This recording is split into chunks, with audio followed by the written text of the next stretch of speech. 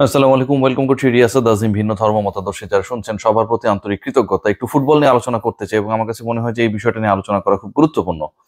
বাংলাদেশ দল আপনারা সবাই জানেন ভারতের বিপক্ষে ম্যাচ খেলার জন্য এই মুহূর্তে শিলংয়ে অবস্থান করছে এবং ফুটবল দলের সবচেয়ে আলোচনার কেন্দ্রবিন্দুতে দুজন ফুটবলার হামজা চৌধুরী এবং ফাহমিদুল। ফাহমিদুল কেন বাংলাদেশ দলের স্কোয়াডে যুক্ত হলেন না, শেষ মুহূর্তে কেন তাকে ফিরে যেতে হলো সৌদি আরব থেকে।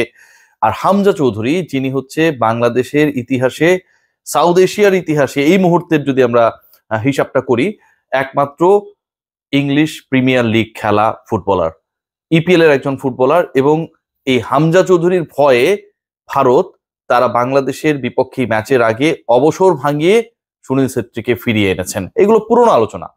বাংলাদেশ দল এই মুহূর্তে অবস্থান করছে ভারতের শিলংয়ে, যেটা শুরুতে আমি বলছিলাম। এবং একটা দল যখন এরকম একটা ইন্টারন্যাশনাল ম্যাচ খেলার জন্য যায়, সেই পার্টিকুলার দলের কিন্তু প্রিপারেশনস এবং একই সাথে সেই দলকে হেল্প করার যে অ্যাসিস্ট্যান্সের যে বিষয়গুলো, সেগুলো কিন্তু স্বাগতিক ফুটবল ফেডারেশনের দায়িত্বরত যারা তারা পালন করবেন।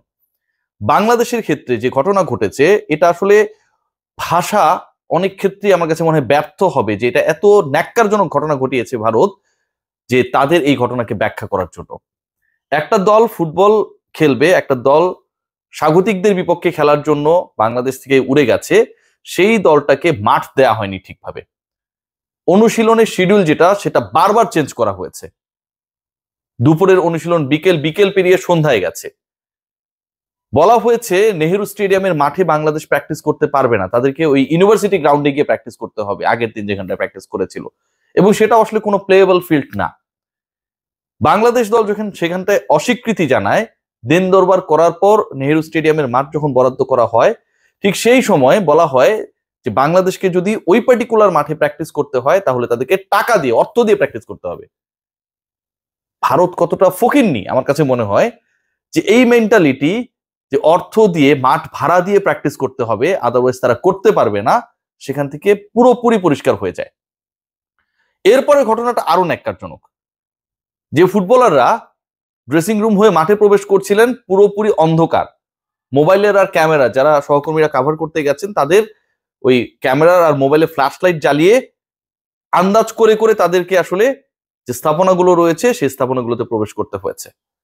মাঠে যখন তারা পাসিং করছিলেন, একটা বড় সময় ফুটবলাররা যখন ড্রিবলিং করছিলেন, যখন ইন্ট্রোডাক্টরি প্র্যাকটিসে ছিলেন, সেই সময়টায় 4টা ফ্লাইট লাইটের একটাও জ্বলছিল না শিলংয়ের নেহেরু স্টেডিয়ামে। ভাবা যায়, খেলা হবে ঘাসের মাঠে, প্র্যাকটিসের জন্য দেয়া হয়েছে টার্ফ, পুরো সারফেসটাই ডিফারেন্ট।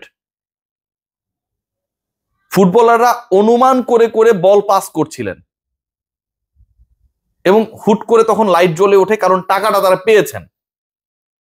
এর থেকে ন্যাক্কারজনক, দুঃখজনক, বাজে ঘটনা হতে পারে?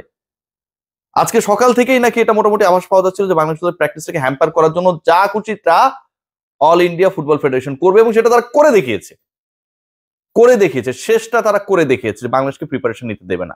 এবং এটার পেছনে সবচেয়ে বড় কারণ যেটা আপনারা সবাই জানেন, যে হামজা চৌধুরী বাংলাদেশ দলের সাথে যুক্ত হয়েছেন। একটু আগেই বলছিলাম যে এরকম হাই প্রোফাইল ফুটবলার সাউথ এশিয়ার কোনো দলে নেই।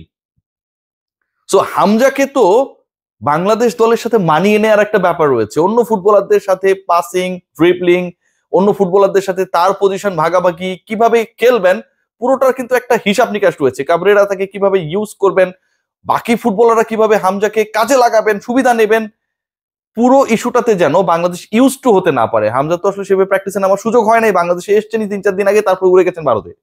সো এই জায়গাটায় যেন একটা হ্যাম্পার করা যায়, সে কারণে সবকিছু করেছে all India football federation. Light off করে রেখেছে, যেখানটায় খেলা হবে সেই ঘাসের মাঠের পরিবর্তে টার্ফে পাঠিয়েছে।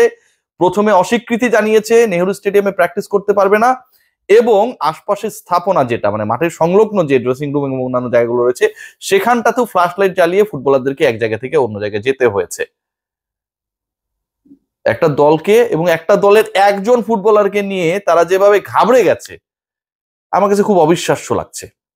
বাংলাদেশ দল ভারতের বিপক্ষে এই ম্যাচে নামার আগে মাত্র একটা প্রপার সেশন পাবেন ফুটবলাররা, যেখানটা থেকেই তাদেরকে আসলে সমরে ঝাঁপিয়ে পড়তে হবে, এবং সেটা হচ্ছে 24 তারিখ। তার আগ পর্যন্ত বাংলাদেশ দলের আসলে খুব বেশি সুবিধা পাবার সুযোগ নেই। অল ইন্ডিয়া ফুটবল ফেডারেশন তাদের যা মন চায় তা করছে, এবং আরো একবার প্রমাণ করে দিল ভারত যে আসলে বাংলাদেশের ক্ষেত্রে তাদের ব্যাপারে অনেক বেশি অরুচি কাজ করে। সেটা যেটাই হোক, সবকিছুই একটা সময় ফয়সালা হবে। 25 তারিখের ম্যাচে বাংলাদেশ যখন তাদেরকে হারিয়ে দেবে, হামজা চৌধুরীর ঝলকে যখন পুড়ে যাবে ভারতীয় সমর্থক এবং অল ইন্ডিয়া ফুটবল ফেডারেশন, তখন বোঝা যাবে যে বাংলাদেশের ফুটবলকে দমিয়ে রাখা যায় না। এর আগেও আমরা দেখেছিলাম যে নানাভাবে বাংলাদেশে এসে ক্রিকেট খেলতে নেমে ভারতীয় মেয়েরা হোয়াইট ওয়াশ হয়েছিল, ঠিক তখন সেটা তারা মেনে নিতে পারে নাই, পরাজয়টাকে মেনে নিতে পারেনি, আম্পায়ারদের দিকে আঙুল তুলেছিল। এন্ড অফ দ্য ডে ওই অস্ট্রেলিয়া ভারতকে বুঝিয়ে দিয়েছিল না আহমেদাবাদে 2023 বিশ্বকাপের ফাইনালে, 1 লক্ষ মানুষকে চুপ করে দিয়েছিল না, বাংলাদেশও সেই কাজটা করবে 25 মার্চ। সবাই ভালো থাকবেন।